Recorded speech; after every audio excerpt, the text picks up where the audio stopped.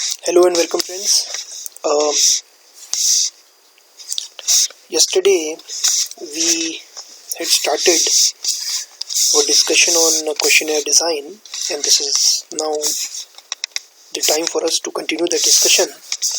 You would remember that we had discussed what a questionnaire is, and we had discussed the two different response formats that we can opt for, the open-ended questions and the closed-ended questions. Now let us talk about the question wording. How do you word your questions? In a questionnaire, you have to give various questions which the respondent will be answering, but then the wordings are also important. First thing is that the wordings must be very, very clear. There should not be any ambiguity. The meaning should be absolutely clear. Now, let's take an example. Do you live within 5 minutes from your office? Do you think this wordings that have been used here, they are clear? Do you live within 5 minutes from your office? They are not very clear because the respondent does not know whether he is supposed to answer when he is using a bike or a car or whether he is going on foot. So what do we mean by saying within 5 minutes? Within 5 minutes walking distance or within 5 minutes on a vehicle? So this is not very clear, and that is why it may so happen that the respondent may not be able to answer this question, he may not be able to comprehend, or he may give an answer which is not corresponding to the reality. So this is not the manner in which you should word your questions, you should phrase your questions. You should have asked, do you live within 5 minutes walking distance from your office? Or do you live within 5 kilometers from your office? Then the ambiguity would have been reduced, eliminated. Now, second important aspect that you need to bear in your mind is that the language should be tailored to the respondents. What do we mean by this? See, you have to ensure that the respondent is able to understand, he or she is able to comprehend what you want from him. What question are you asking and what do you mean by that particular question? This can only happen when you are using a language which the respondent is proficient in, which the respondent uses in his daily life. Then only he'll be able to understand your questions in a clear fashion and would be able to provide you answers that actually correspond to reality. You also have to consider the ability of the respondent to recall. Don't ask questions wherein he is simply not able to recall, or he'll have to use his mental energy and still he's not able to give you an accurate response. For example, if you ask him, how many soaps did you purchase in 2019? Do you think he would be able to recall? Do you think he would be able to give you a correct response? No, because it is just beyond his limit to remember. And that is why you should not be asking questions like this. But yes, on the other hand, if I want to ask him, how many soaps did you purchase in the last 1 week? Then probably he can easily recall, and that would be a better question. But asking how many soaps the respondent purchased in 2019 or 2 years ago or 5 years ago, this is certainly not going to be easy for the respondent to answer, and most likely he would be providing you an answer, but that answer most likely would not correspond to reality, and then ultimately this will cause a problem with your data collection and the quality of data that you collect. So you should ensure that you are considering the ability of the respondent to recall while you are posing the questions to him. You should not be using jargons, technical terminologies, jargons. They should not be used. Now, what do we mean by double-barreled questions? Double-barreled questions, they should also not be used. Now, a gun has a barrel. You know, a gun is a barrel. And there are guns which have 2 barrels also. This is the meaning of a double-barrel question. let us take an example. How do you rate the packaging and healing ability of Dettol? Now why is this double barrel question? Because I'm not asking basically one question. Basically I've clubbed two questions into one. The first one is how do you rate the packaging of Dettol, and the second one is the healing ability of Dettol. And the respondent would be very much confused if suppose if he rates the packaging very high, let's say 5 out of 5, on the other hand the healing ability he perceives it to be of really bad quality, 1 out of 5. Then what should he do? Should he respond as 5 or should he respond as 1? This would create a lot of confusion, and the confusion has come up in the first place because you have basically clubbed in two questions in one question. So you should have ideally broken this down into two different questions. You could have asked, question 1 could have been how do you rate the packaging of Dettol, and question 2 could have been how do you rate the healing ability of Dettol. Again, don't use leading questions. You should not be using questions which lead the respondent to answer in a particular manner. Let's take an example. How do you rate the healing ability of India's largest selling antiseptic liquid, Dettol? Now what basically you have done is, by including India's largest selling antiseptic, you are trying to, in a way, the respondent is getting led into a particular direction. Now he is being told that okay, the Dettol is the India's largest selling antiseptic, and now his response is more likely to be favorable towards Dettol because he has come to know that Dettol is India's largest selling antiseptic liquid. Ideally you should not have used this particular phrase here. You should have simply asked how do you rate the healing ability of Dettol. So such leading questions should also not be asked. Now another important aspect that you need to take care of is that questions seeking personal details like age, income, name, mobile number again is many times considered to be very sensitive information. So such questions or any other question which is seeking to obtain some sensitive information from the respondent, they should all be asked at the end. Why? Because by the time the questionnaire has been, the respondent has had a look at the questionnaire and he has already answered some of the questions. First, he'll feel obligated to answer these sensitive questions, and second, by that time you as a researcher would be able to build a rapport with him and he would feel more confident about answering these questions. He would be able to trust you more, and that is why whenever you are asking these kind of details, put them towards the end of the questionnaire. Now let us talk about the question sequencing. Now I'll give you an example of how a questionnaire looks like. You see the outline here, and this is what we start with. You can look at the first two lines. This is not an actual question. You are just simply providing some instructions to your respondent, and you are writing it like this: dear respondent, please answer the following questions. Your responses shall be kept confidential and solely means only be used for academic purpose. Since you would be conducting your research for academic purpose, in case you join a company and if you start conducting research for them, then you'll have to mention it like that here. So basically, why are you doing this?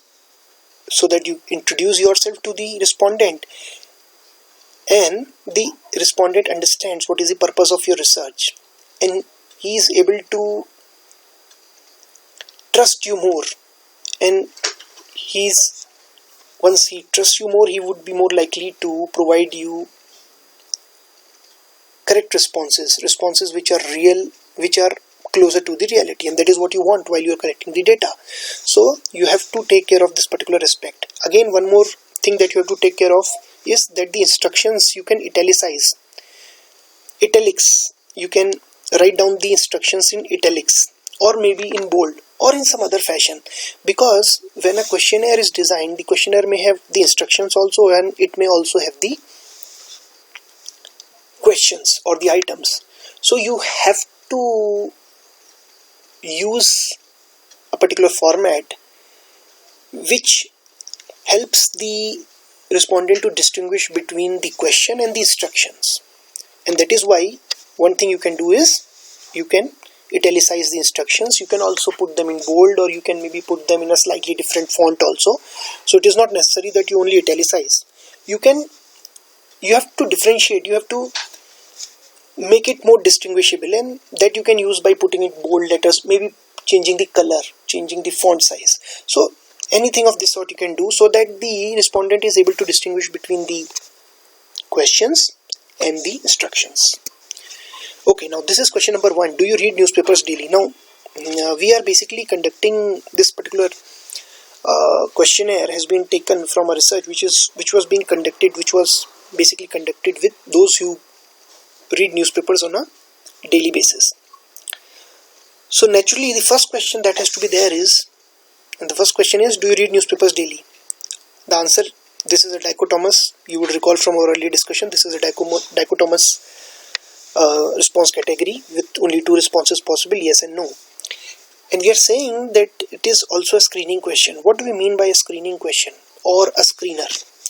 Basically, it will help me screen only those respondents which are relevant to my research. I told you that this research is being conducted on respondents who are reading newspapers on a daily basis. So my first question is, do you read newspapers daily? Because if he does not read a newspaper daily, then I'm not going to be interested in him. I'm not going to collect my data from him because he is not my population of interest. So this is a screening question. And have a look at the second line, which is basically not a question but an instruction, and that is why it has been shown in a slightly different form in italics. If the answer to this question is yes, please proceed ahead, please go ahead, move ahead. Otherwise, please return the questionnaire. So if the respondent tells me that he does not read the newspaper on a daily basis, I would simply not ask him to keep moving ahead in the questionnaire and answer the questions that appear later, because the data collected from such a respondent is going to be of no use to me, because I am basically interested in collecting data from those who are reading newspapers on a daily basis. So that is why this is a screening question. If the answer is no, you will ask the respondent to return the questionnaire, and you would stop the process there and then. But if the answer is yes, the respondent can move on to the next questions. Now question number 2. Which newspaper do you read? Answer, there are 4 possible answers: Business Line, HT Mint, Economic Times and others.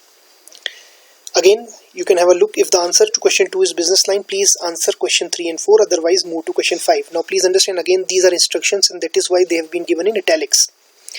Now we need to understand a few more things here.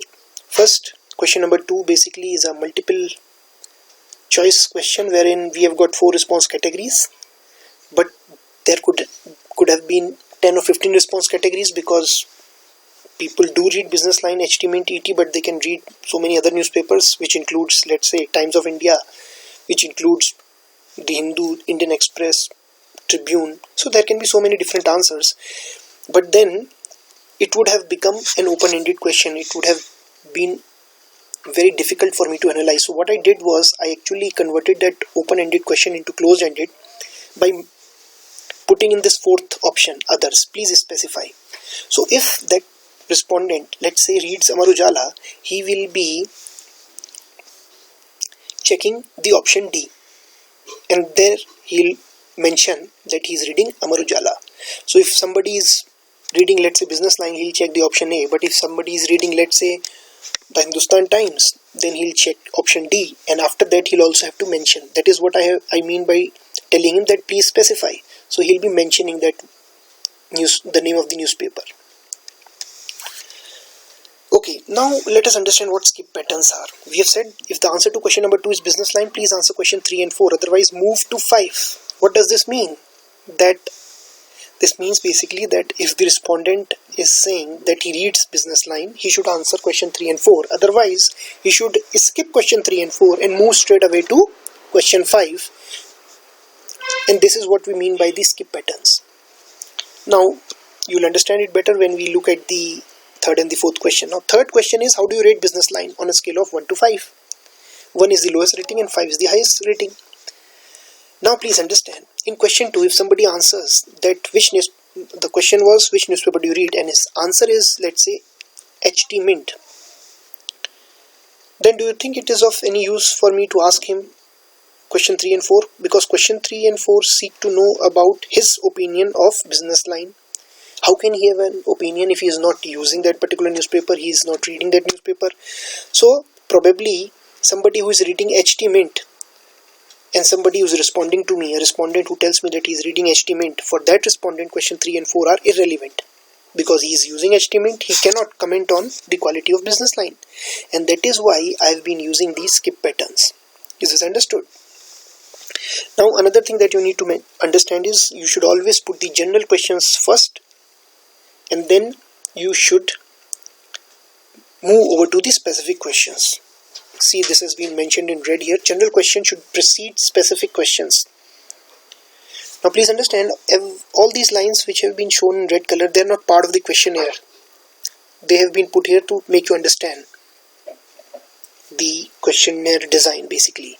So they are not part of the questionnaire, and that is why they have been put in red color. Now, what do we mean by saying that general questions should precede, should come before the specific questions? See, question 3 is a general question. How do you rate business line? While question number 4 is a more specific question. How do you rate the printing quality of business line? So rating business line is a more general question, while rating printing quality of business line is a more specific question. And you should always place the general question first, and then you should move over to the more specific question, because this is much less taxing for the respondent. He will be able to recall the general information first, and then he will be able to move over to the specific information, but it becomes very difficult for him to recall the specific information first. I'll give you another example. Suppose you want to find out what is the overall rating of a respondent for the Dettol soap, and what is his rating for the medicinal qualities and the fragrance of Dettol soap. Which question should you put in first? The general question. The general question is overall rating about the Dettol, and the more specific questions which talk in specific about the various attributes that the Dettol soap have, for example the fragrance or the medicinal quality, that you should place later. So first you start with the general question, and then you move over to the more specific questions. Now only a few more questions. Now again, this is not a question, since this has been italicized. This is basically an instruction. And what are we telling the respondent? Only a few more questions left, kindly cooperate. These kind of lines that you use in the middle of your questionnaire, they are called prompters. Prompters basically do what? They prompt the respondent to continue answering the question. They provide him motivation to continue answering, because I do not want him to leave the questionnaire half filled. That would be a non-response bias introduced into my research, and I don't want that. So I'll keep on motivating him. This is just one statement I've put here, one instruction or statement I've put in. You can put in more. So I'm telling my respondent, okay, there are only few more questions left, and you don't need to spend too much time. Hardly some more time you need to spend on this questionnaire. So kindly cooperate and kindly keep responding to all the questions. So that is what I'm trying to do using these prompters, using this particular prompter here. So this is what you can do. You can place these prompters in the middle of your questionnaire. Now have a look at question 5. Do you believe one should read newspaper daily? Answer yes. A yes, B no. Dichotomous response category. And again, let's go back to the skip pattern that we had discussed in the instruction which was there.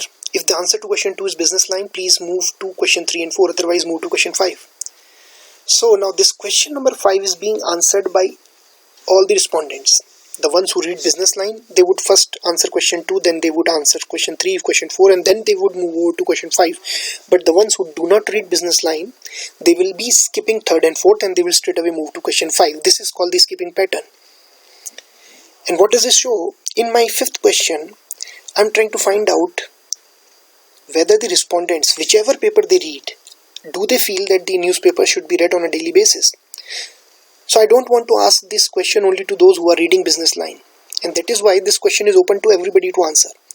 Have a look again at the instruction which follows question 2. If the answer to question 2 is business line, please answer 3 and 4, otherwise move to question 5. So if somebody answers business line, he'll answer 3 and 4, and then he'll move to 5. If somebody answers HTML, ET, or maybe the 4th option D, others, then also in that case that person will have to skip 3 and 4, but he will still have to answer question number 5. Okay, So have a look at this kind of a questionnaire design, and you are expected to, in maybe another week or so, you are expected to be able to design your questionnaire in the same fashion. Now let us talk about the questionnaire administration. Yesterday I had mentioned at one particular place that administering the questionnaire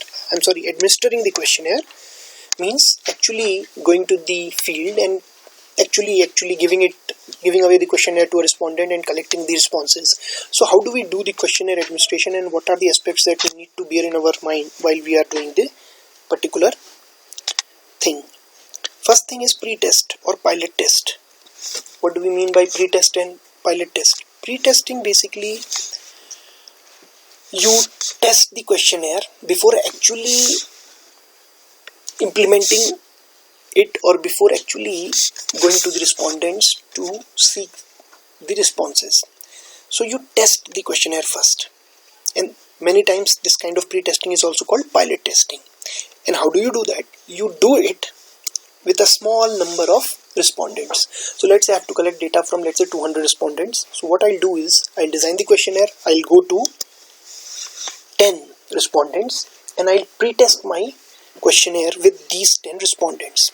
So you take a smaller sample from the larger sample from which you are going to collect your data. So I have to collect my data from 200 respondents, so I don't go to all of them. I pick up only 10 people out of them, go to them, administer my questionnaire, give them my questionnaire so that they can answer, and just by looking at their response I can find out whether there are some mistakes, some misprintings in my questionnaire, and I can correct them before actually going with that questionnaire to the remaining 190 respondents. So basically this is just a preventive measure to ensure that no errors creep into your questionnaire. So pre-testing or pilot testing. This helps you find out whether there are some misprintings, some faulty skip patterns. You wanted the respondent to move from 2 to 4, but accidentally you have mentioned 5. So this is what is meant by a faulty skip pattern. So that you can also find out, because if the skip patterns are faulty, naturally in the pilot phase I'll get to know about it, because the respondent will feel confused or he'll leave the question without answering, and that will give me an idea that probably the skip patterns were faulty and I'll be able to correct them. Misinterpretation by respondents or the inability to comprehend. Many times the respondent may not be able to understand what you mean, what the question means. They would not be able to comprehend. So these kind of issues will also come to light when I go for a pre-testing or pilot testing. And I can always add additional response alternatives in close-ended questions.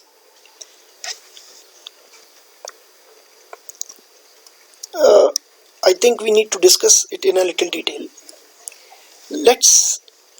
Can we go back a little bit to the last slide?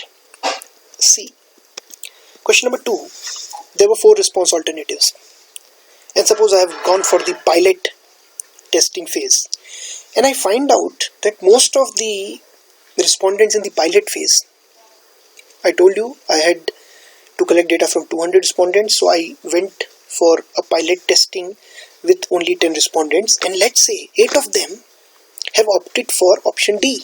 What does this mean?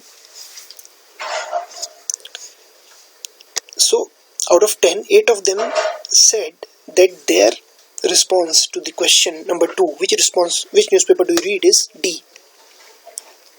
And let us say that since after checking the option D, they also have to specify, all of them say that we read Times of India. So basically 8 of the respondents in the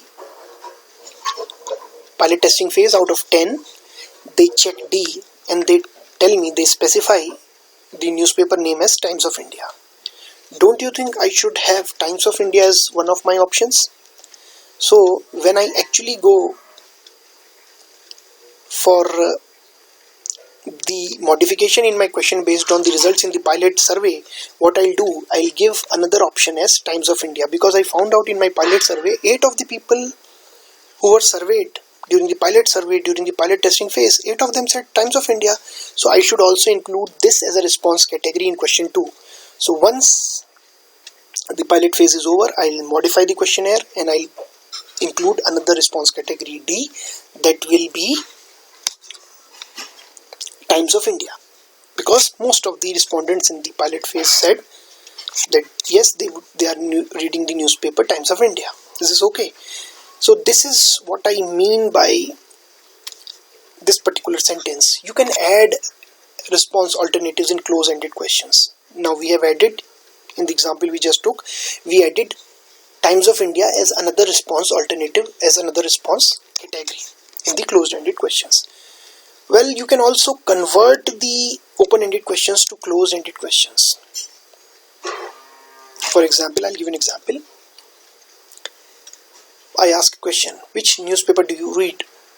And suppose, I keep it open-ended, so I don't give any response categories. We have seen what open-ended questions are. So I don't give any response categories and I keep it open for the respondent to answer whatever he feels like. And I found out of 10 respondents in my pilot phase, 6 said Amar Ujala, 3 said Dainik Jagran, and 1 said Hindustan Times.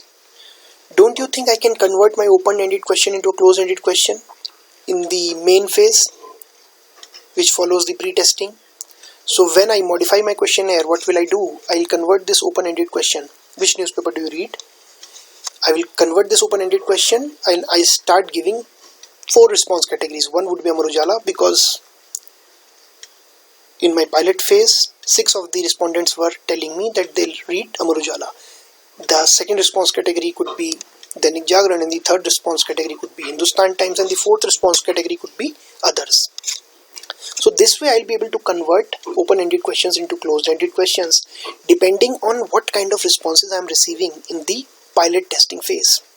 So if you receive a particular type of response in bulk in the pilot testing phase, you can include it as a response category when you modify your questionnaire for the main phase, and you can thus convert the open-ended question into a closed-ended question.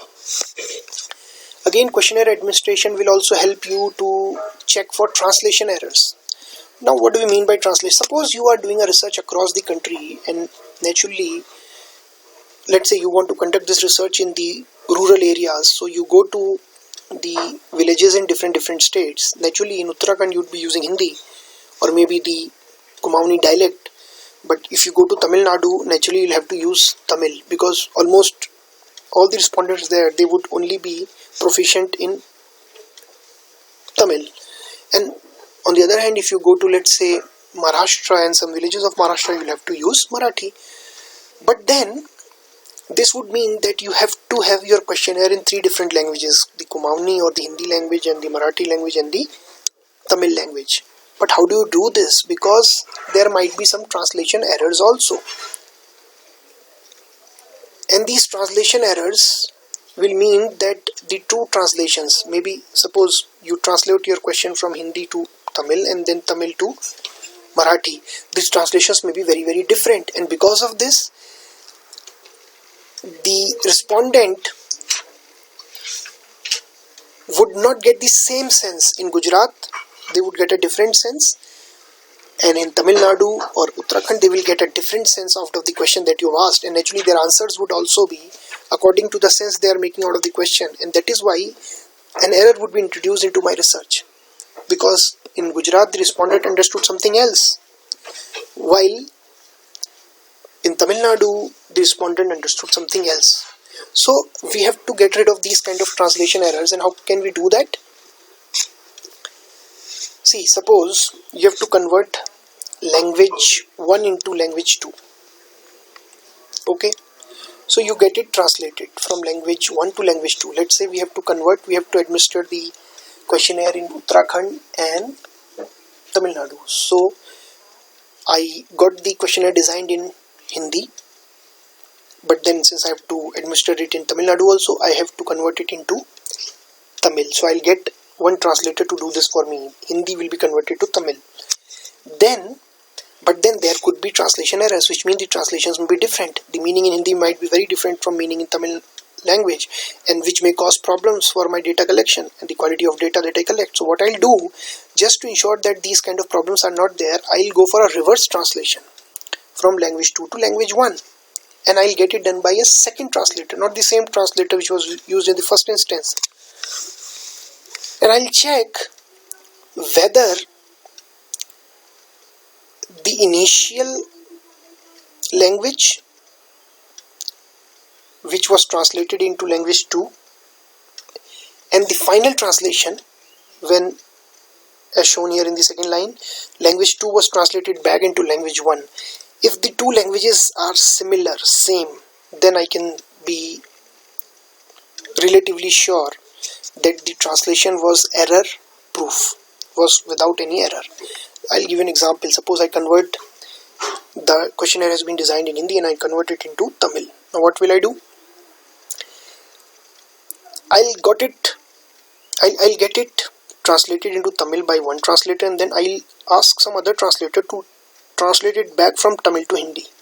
So the initial Hindi with which I started and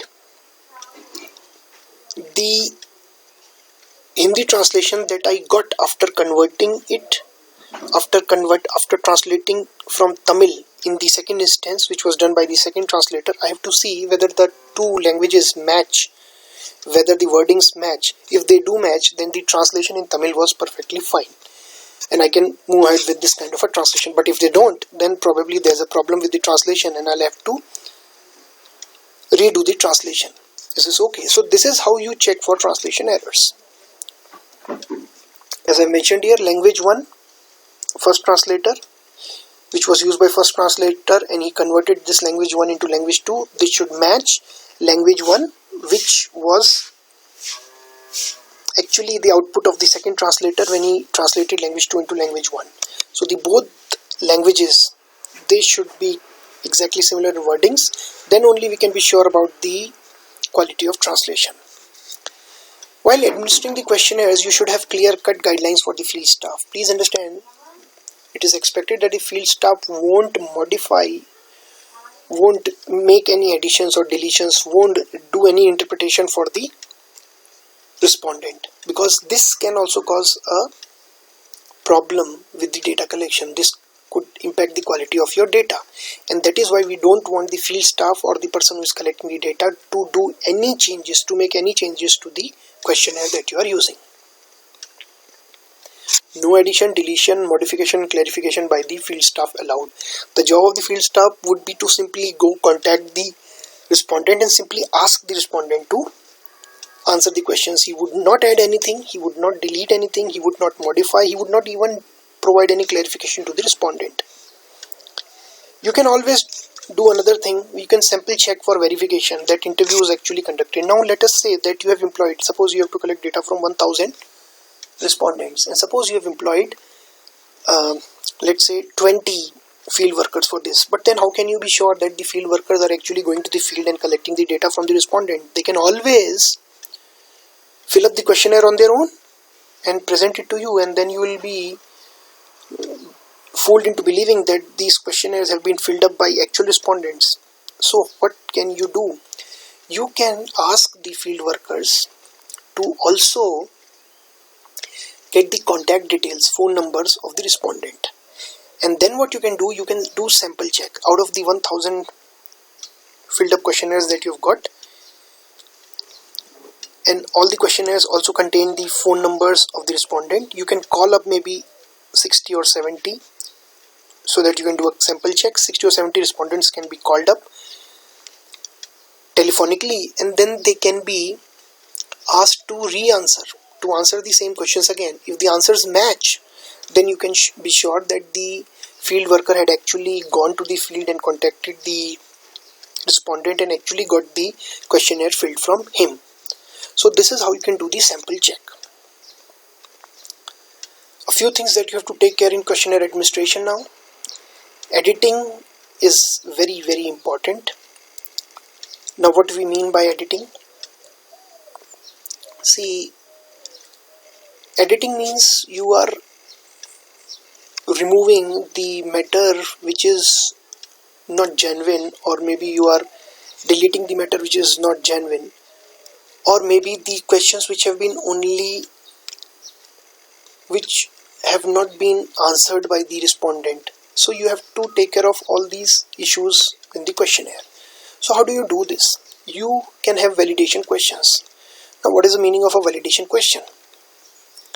Validation questions basically do what? Validation questions help you validate whether the respondent is actually giving genuine answers, or he is just trying to fool you by marking any response without actually paying any attention to what the question is asking. So whether the respondent is actually applying his mind and then answering the question, or whether he's just ticking all the A's or all the B's, or a particular kind of a particular response. So we have to find out whether the responses are genuine or not. For that we can have validation questions. Now have a look at these validation questions. Question number 1 would be, do you have tea in breakfast? Yes, no, sometimes. I'm expecting the respondent to apply his mind and then only answer, not just answer just like that. So he'll give me an answer. Now what will I do? I'll again put a similar question but later on. So question number 5 could be, do you have tea in breakfast? Do you see that question number 1 and 5 are exactly same? And if the respondent has given me 2 different responses in the 2 questions, I can understand that he is not being genuine in his responses. He is not giving me true responses.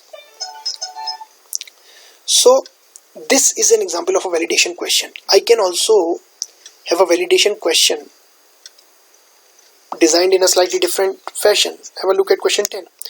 Do you not have tea in breakfast? Now this is exactly opposite of what I've asked in question 1 and 5. And that is why the answers cannot be the same. Let's say respondent tells me yes. Question number 1, he tells me yes. Question 5, again he tells me yes. But in question 10, if he's been answering, he's been actually paying attention to the questions and he's been providing me genuine answers, then question 10 the response should have been no, because the question is the exact opposite. But if somehow you find that in question 1 he answered yes, question 5 also he answered yes, and question 10 also he answered yes, then probably he is not paying much attention. So naturally in such an instance you would not consider this particular questionnaire, you would not include it for purpose of analysis. And that is what is meant by editing. You will just leave out these kind of questionnaires because the responses are not genuine, and actually if the responses are not genuine, you will not be able to get any solid concrete information out of these kind of responses. So you would not include these kind of responses. Now you must be wondering, what is the difference in question 1 and 5? You see, the response categories have been given in different sequence. The sequence of the response categories is different. While in question 1 the first response category is yes, no, and then sometimes. Question 5 is sometimes yes and no. Why are we doing this? Suppose the respondent is answering only he's checking only the first response category every time. So he's simply, without paying attention to the question, he's simply marking the first response category, all the ones he is marking. If he is doing that and not actually paying attention to my question, I'll actually be able to catch hold of him, because in question 5 he'll mark sometimes, because he's in the habit of marking only the first response category every time. So this will give me an idea that whether he's paying any attention to my question and then responding, or whether he's simply responding without paying any thought. And in case I get to know that he's not giving it a thought before answering the question, then naturally I can do away with these questionnaires and I don't need to include them for my analysis purpose. Is this okay? Well, data entry is very important. What do we mean by data entry? Naturally, you understand that once the responses have been collected, let's say your sample size is 100 to 100, at your level it is expected that you would have a sample size of at least 50. So you naturally cannot analyze it all manually. All the questionnaires you cannot analyze manually. So what you'll have to do, you will have to use some software. But to be able to do that, what you'll have to do, you will have to enter the data which is there in the questionnaire into the software. It could be an Excel sheet, it could be a SPSS file. I told you SPSS is a software which is used for analysis purpose. Software package for social sciences, SPSS. Now you will have to enter the data which is there on the questionnaire into the software. This part is called the data entry, and you would understand and you would remember that data entry is a very important part, because you have seen that there were processing errors which were coming up in my research because there was some problem with the data entry. I told this particular thing when I was discussing the various errors which can come up, and this is one type of systematic error which can come up, which is called the processing error, wherein let's say for example the respondent I have posed a question to him, do you have tea and breakfast, and his response was yes, but while actually entering this data into my system I noted it down as no. Then this is a processing error, and you have to be very sure that these processing errors don't crop up in my research, in your research, because otherwise then the whole research process will be vitiated. Okay, now you can understand how and what all precautions you have to take while you are administering the questionnaire. And now the next thing that we are going to discuss are the types of scales which we will be using. If you remember, these are all different types of scale. All these questions basically are different types of scale. We'll understand what type of scales they are. These which we have been using, and I had given you an example earlier also, question 1, question 2, they're all different types of scale, and this is going to be our next discussion. But this discussion will continue in the next session. In the meanwhile, you will have to go through whatever we have discussed today and day before yesterday, go through it thoroughly, and I'll soon be posting the next video session. Thank you for your time.